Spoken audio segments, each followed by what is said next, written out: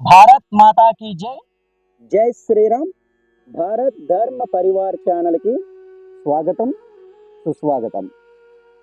మనం రామాయణంలో వాల్మీకి మహర్షి శ్రీరామునికి 16 గుణముల గురించి చెప్పడం జరిగిందని తెలుసుకున్నాం. అంటే 16 గుణముల యొక్క పేర్లు తెలుసుకున్నాం. ఈ వీడియోలో ఆ 16 గుణముల యొక్క అర్థాలు కూడా మనం తెలుసుకుందాం. గుణవాన్, గుణము కలిగిన వాడు. వీర్యావాన్, విశ్వానికి కావలసిన బీజశక్తి కలవాడు. ధర్మజ్ఞ, విశ్వ నియమములు తెలిసినవాడు. కృతజ్ఞ, సృష్టిలో ఎక్కడ ఏది జరుగుతుందో తెలిసినవాడు. సత్యవాక్య, వేద రూపముగా లోకాన్ని నడిపిస్తున్నవాడు. దృఢవ్రతుడు, విశ్వ నియమములను తప్పుకోకుండా నడిపేవాడు. సదాచారము కలిగినవాడు, మంచి ప్రవర్తనతో నడిచేవాడు.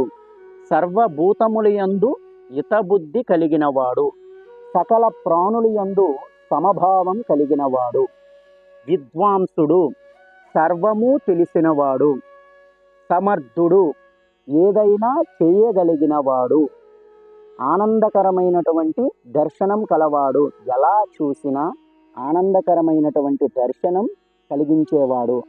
ఆత్మావంతుడు, దేహాన్ని ధరించినా సరే భగవంతుడని తెలిసినవాడు.